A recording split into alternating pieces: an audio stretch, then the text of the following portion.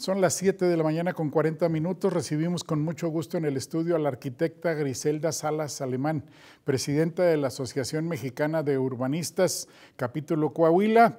Y bueno, pues el tema sin duda alguna, ella es catedrática y es una experta en el tema de los arroyos. Y precisamente ese es el tema en este momento. Son los arroyos de Saltillo una verdadera bomba de tiempo y ya quedó eso en evidencia el pasado domingo con esta tormenta que afectó bastante a toda la ciudad y que dañó muchísimo la infraestructura urbana. Griselda, bienvenida, ¿cómo estás? Bienvenido también tú a tu programa.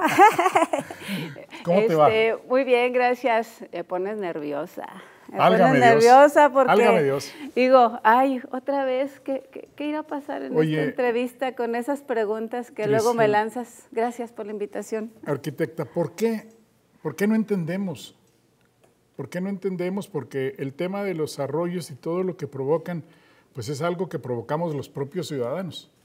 Así es.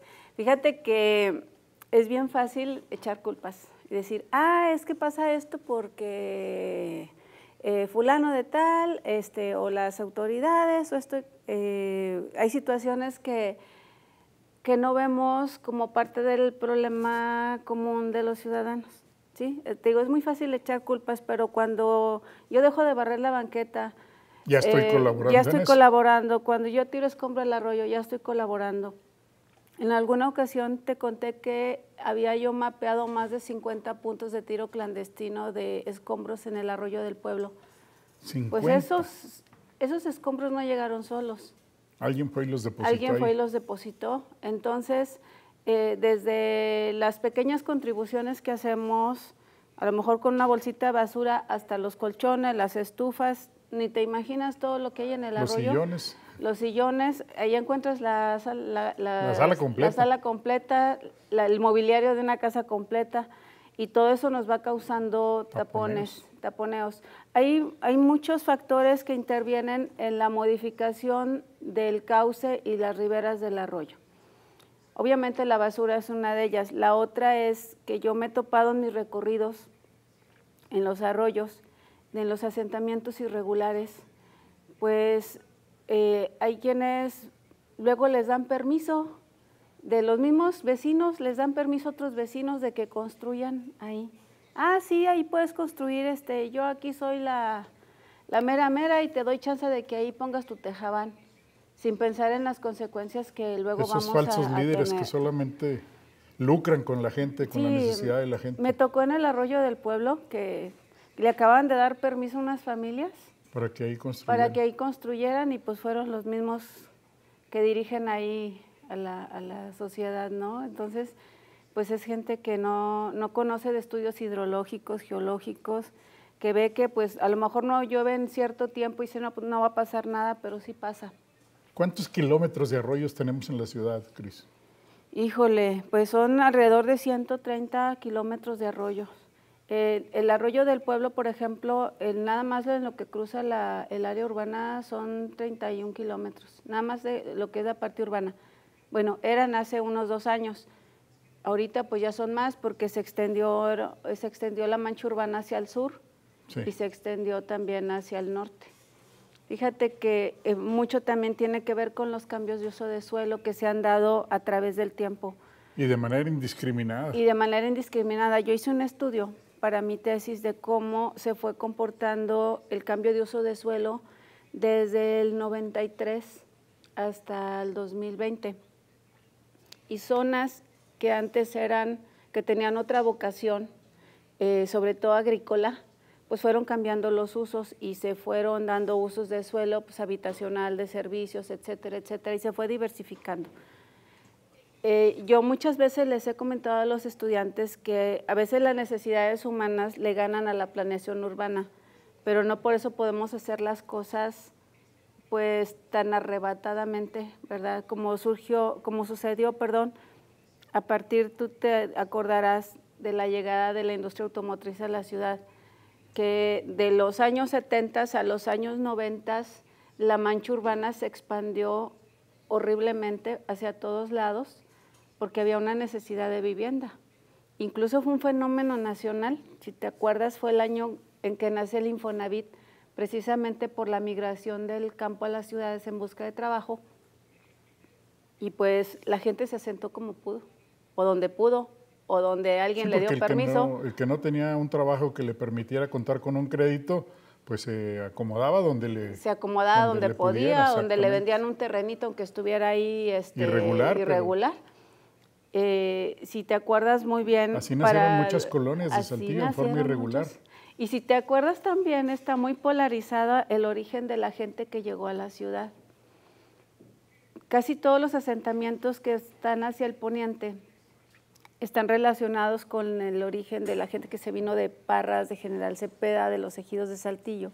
Que escogieron la llegada del... Y del lado oriente, pues hay mucha gente que viene de la Sierra de Arteaga, pues de estos rumbos, ¿no? Como que buscaban el acercamiento también del lugar de donde venían, ¿no?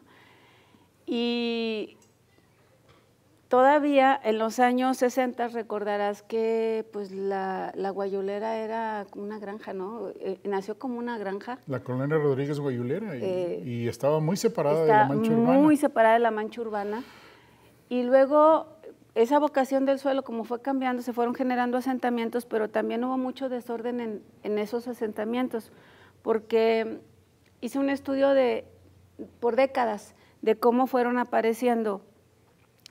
De repente aparecía uno en el norte, uno en el sur, algunos en la parte central, o sea, no había una distribución orgánica de que primero y luego sino que cada quien iba generando asentamientos, pues. Oye, pero al oriente de Saltillo era una zona de arroyos, de acequias, de ojitos, de cauces de agua, unos más sencillos, otros más graves, otros más grandes, pero también hubo un desorden en el crecimiento de todo el oriente y nororiente, y ahí están los problemas de que están generando los arroyos, porque los fueron desviando de acuerdo a cómo construían fraccionamientos. Si bien recordarás, Valle de las Flores, Infonavit tiene como 40 años de construido. Sí. Yo estuve buscando unas fotografías anteriores a esos asentamientos, porque hace unos 2 años se generaron unos socavones en el CETIS 48, sí, que hasta donde yo sé no los han arreglado, ¿verdad? Oye, están ahí todavía. Están ahí. Bueno, pues todo lo que es Valle de las Flores se construyó sobre arroyos. Eran parcelas. ¿Y por qué estaban ahí las parcelas? Pues porque llegaba el agua ahí solita. Sí, entonces porque ahí bajaba el agua y luego había un arroyo que luego se canalizó en lo que ahora es la calle de Eulalio Gutiérrez, y también había escurrimientos freáticos que ahorita pasan por donde está Ley, y luego esos fueron encauzados hacia el Ceballos. Hacia el arroyo de Ceballos. Entonces, si tú te has dado cuenta y si te echas un recorrido ahí por el Valle de las Flores, hay muchas casas con fallas estructurales. Con cuarteaduras muy graves. Sí, eso porque son terrenos muy blandos. Sí, eso de los hundimientos estuvo bien relacionado con la sequía que tuvimos ese año. ¿Qué pasa con los suelos agrícolas? Están muy acostumbrados a recibir agua. Hay suelos que reciben agua y se inflan, les falta agua y se contraen. Entonces esos movimientos pues hacen... Son los que provocan todas esas fallas. Pues ahí hay inestabilidad en el suelo.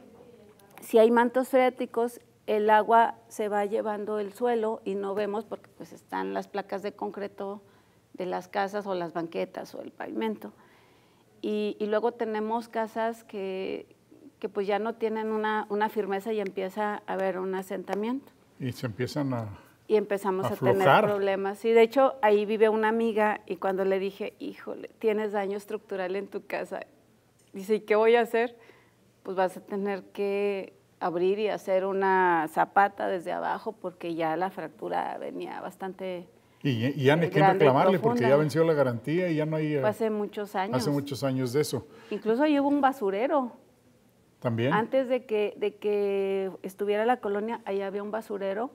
Y pues eso tiene mucho que ver también con que quién sabe que si se hicieron los trabajos adecuados para la consolidación del suelo, etcétera, etcétera. Oye, y hay muchos puntos así iguales.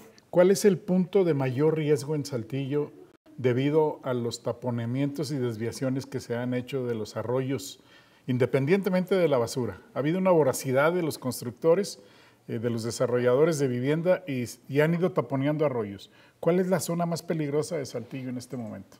Pues mira, pues es el norte, siempre ha sido el norte y viene en el Atlas de Riesgos. ¿Por qué? Porque ¿sigue siendo el 4 Bajo? Sigue siendo el 4 Bajo. Es que hay una situación. Viene el Arroyo del Pueblo y luego viene el Ceballos y luego viene el 4 y todo se junta en el norte. ¿Sí? Ahí ahorita tú pusiste una imagen de los arroyos, que eso lo saqué de la plataforma del Seattle, que es un simulador de cuencas de agua. Y ahí marca perfectamente, es que no nada más son los arroyos principales. Hay arroyos tributarios, pequeños arroyos que van a dar al gran arroyo, al arroyo principal, y al final del día todo el escurrimiento se va a juntar en una zona. Y si bien recordarás también, toda esa zona era de vocación agrícola. Sí, o sea, agrícola. La experiencia del pasado nos dice que es una zona acostumbrada a recibir agua y el agua tiene memoria y siempre va a llegar ahí. Hagas lo que hagas. Pero fíjate, pasó algo bien extraño. Empezamos a mapear las inundaciones del 2024 desde que empezaron los encharcamientos. ¿Te acuerdas que se vino un deslave de Mirasierra desde la parte alta y terminamos con un montón de piedras que se volvió a presentar ahorita? Es que se volvió a presentar el fin de semana. Bueno, eso está relacionado con las nuevas intervenciones de vivienda que hicieron sobre Zapalinamé, sobre la cota 1800 en ese tramo, sobre ¿cómo se llama? Toda la continuación sobre de la continuación de Otilio. Cuando tú empiezas a quitar la capa vegetal del suelo, ya no hay absorción. Ya no hay manera de detener el agua. Y entonces, pues se empieza a deslavar el suelo, porque si te fijas, toda la roca que cayó acá en Mirasierra era piedra rodada, no era piedra de una pedrera, de tronada con mina, era piedra rodada, piedra natural, pues que se vino desde la parte alta, afectando pues a todos los que están abajo. Y dadas las aguas extraordinarias, eso también es un riesgo muy grande. Es un riesgo grande porque, fíjate, ahorita en el 2024 se han inundado zonas que no se estaban inundando, que no vienen en el Atlas de Riesgos porque había un comportamiento distinto de las escorrentías, que tiene que ver con que estamos impermeabilizando el suelo también, no le damos chance a que el agua se infiltre. Y también aquí todos los que le ponen concreto al jardín que les entregan cuando les dan su casa, también están colaborando porque le estamos quitando absorción. Las empresas, las edificaciones que no respetan el coeficiente de absorción de suelo, que le ponen a las áreas verdes, que son áreas grises, realmente grava en la parte que les toca dejar como área de jardín, tampoco están ayudando porque la grava se calienta, si cae algo de lluvia no tiene la misma absorción, pero aparte, pues si llueve y están las piedras calientes, pues se va a evaporar el agua y no va a haber infiltración. Lo más importante en este momento, Gris, ¿ya se están tomando medidas adecuadas o todavía no por parte de las autoridades para evitar todo este tipo de irregularidades? Hasta donde yo estoy enterada ya se están tomando medidas. De hecho, te compartí por ahí un documento que vamos a entregar por parte de la asociación, que es una ruta crítica para la conservación y atención a los arroyos de la ciudad, porque necesitamos ya tener establecido un programa que no sea emergente, o sea, que no sea actuar como bomberazo de que ya pasó esto. Que no se haga después de cada situación de emergencia que se presente, sino que ya sean medidas que permanezcan y que sean muy estrictas. Que sean estrictas, pero aparte que yo creo que aquí nos falta mucho la intervención de la Conagua. Que no aparece. Que no aparece, que incluso, fíjate, yo solicité un estudio acá para Ramos Arizpe para un deslinde de la zona federal. Me dijeron, no, pues vas en la fila de las tortillas porque tienen que ir de Monterrey a hacerte el deslinde o la delimitación del área federal y nada más son 3 técnicos. Entonces vas en la fila de las 3 tortillas. técnicos para el norte de México. Sí, para el norte de México. Está Nuevo León, Coahuila, ¿y qué otros estados dependen de la oficina en Monterrey? Pues debe ser toda la parte noreste. Tamaulipas, Tamaulipas, Coahuila, Nuevo Y León. no sé si alcance hasta Durango, pero pues hay que hacer No tenemos cita, no hay... ni oficina ni técnicos. Hay una oficina pequeña todavía aquí por Boulevard Fundadores, pero pues es para trámites. Finalmente quienes te hacen los estudios están en Nuevo León. Es una ventanilla de la oficina, ¿no? Es una ventanilla, sí. Pero no hay gente operativa trabajando como debe de ser. No hay. Válgame Entonces, los arroyos son propiedad federal y como que le ha faltado entrarle al toro a todo lo que está pasando. Mira, hay un montón de salidas clandestinas como no tienes idea. Hay talleres acá al sur oriente de la ciudad, donde está el Parque Amistad. Tienen los carros chatarra volcados sobre el arroyo. De hecho, yo ya mandé fotografías y tenemos una gran cantidad de residuos de los talleres en los arroyos. Acá en Morelos fuimos a limpiar un arroyo, nos encontramos mucho desecho de talleres mecánicos. O sea, como que falta todavía cerrar la pinza con los talleres que trabajan en la informalidad en las colonias, que aparte ocupan los cajones de los vecinos para estacionar los carros y se convierten en verdaderos basureros y en problemas sociales. Y todo van y tiran a los arroyos, ese es el problema. Entonces, el proyecto que nosotros vamos a entregar incluye precisamente un programa de educación ambiental, porque mientras la gente no se sensibilice con el problema, pues no va a actuar. Pero es que lo señalas muy bien, desde las familias que no barren su banqueta y su cuneta, ahí empieza el problema. Ahí empieza el problema. Y todos colaboramos. Y ya de ahí se va lo que tú dices, los negocios, los talleres, los constructores que van y tiran el escombro, pero también falta mucha disciplina y ser muchos más estrictos por parte de los municipios y de las autoridades estatales para aplicar las multas necesarias. Fíjate, te voy a contar algo bien interesante y te vamos a invitar. Hemos tenido ya algunas reuniones con el secretario Ángel Mahatma, el secretario de Vivienda. Vamos a firmar un convenio de colaboración el próximo mes de agosto, ya lo estamos trabajando, y una de las aportaciones de quienes estamos en la asociación, que por cierto somos 33 miembros en Coahuila, a nivel nacional son 18 representaciones en los estados y tenemos 5,000 miembros en todo el país. O sea, somos una gran organización con reconocimiento un gran ejército nacional, de especialistas en urbanismo.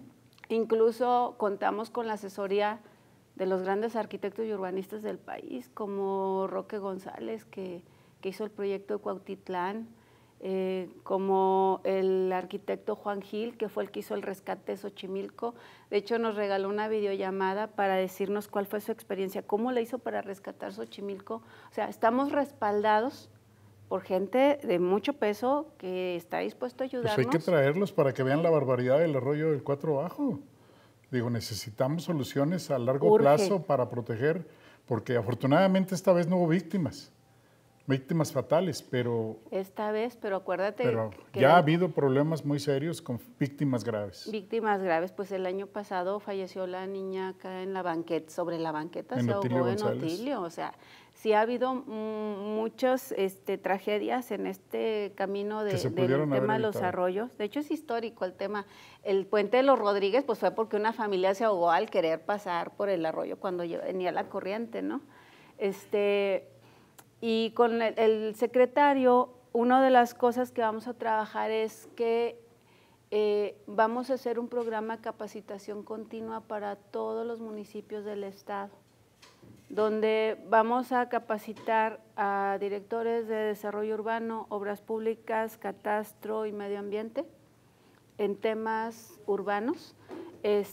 Y lo primero lo vamos a hacer en 3 etapas. Lo primero es nivelar a los funcionarios que les falta experiencia en el tema, porque entendemos que muchas veces llegan a ocupar el puesto y no tienen el conocimiento, que son posiciones políticas. Pero hay funcionarios que tienen toda la experiencia y no los podemos poner en el mismo curso al mismo tiempo, porque luego pues unos no van a entender y vamos a tener una discrepancia. ¿Y es el cuento de nunca acabar? Es el cuento de nunca acabar. El segundo paso es una capacitación con todos, y el paso final, porque eso lo trabajamos a través del AMO Nacional, es una certificación, un diplomado con certificación en Entonces, temas vamos a estar urbanos. muy al pendiente para que nos En agosto invites. es la firma del convenio. Viene nuestro presidente nacional a firmar como testigo de honor. Y yo creo que va a estar muy bien ese proyecto. Traemos muchas cosas interesantes con el secretario. Acuérdate que ahí también está la Comisión de Vivienda, está la Comisión Estatal de Aguas, la Comisión de Tenencia de la Tierra. Ojalá todos estos esfuerzos permanezcan y que no sea Ojalá estarlos que sí. haciendo cada 3 años o cada que hay disposición de los funcionarios, que también hay que reconocerlo. En muchas ocasiones no ha habido disposición de funcionarios de los 3 niveles. Ahora que la hay que aprovecharlo, pero hay que hacer un trabajo permanente para no estar luchando contra estas situaciones cada que se vienen emergencias. Por eso las asociaciones civiles apoyan mucho en este sentido, porque nosotros, bueno, pues tenemos también periodos de administración, ¿no? Pero somos atemporales, no vamos caminando con los gobiernos, nosotros. Sí, pero ahí están listos siempre para colaborar, siempre. Cosa que no sucede en el ámbito oficial. Gris, muchísimas gracias. No, hombre, muchísimas gracias. Sabemos de que ya vas a entrar a trabajar y ya no queremos que te vayan a poner ahí falta un retraso y que te vaya a causar problemas. No, gracias por tu gracias. aportación y estamos al pendiente. Te vamos a estar reportando todo lo que hagamos. Bueno, de hecho, quiero cerrar con una propuesta que acabamos de entregar al municipio. Por favor. Hicimos un proyecto de orejas de banqueta para las ciclovías. Nuestro coordinador de movilidad es el doctor Alejandro Dávila, que anda muy movido con su boyatón. Y aprovecho pues para felicitarlo porque ha hecho un gran trabajo el doctor. En alguna ocasión pues también pues nos toca ir a sumarnos ahí con él. Y ya entregamos la propuesta con renders y con todo. O sea, ya les damos el plano, los renders, y aquí está la propuesta para la ciclovía por este momento de fundadores, que ya fue el tramo que terminó el doctor, y que tiene que ver con evitar que los carros tomen la ciclovía. ¿Para circular? Para circular o para ganar el semáforo, para ganarle al que va adelante y proteger al ciclista. Muy bien, entonces vamos a estar al pendiente también de eso y además reconocer, como tú dices, el trabajo de Alejandro Dávila. Reconocerlo totalmente. Muchas gracias, Gris. Griselda Salas Alemán, presidenta de la Asociación Mexicana de Urbanistas en su capítulo Coahuila. Vamos a un corte y regresamos, que tenemos mucha más información para usted la mañana de este viernes.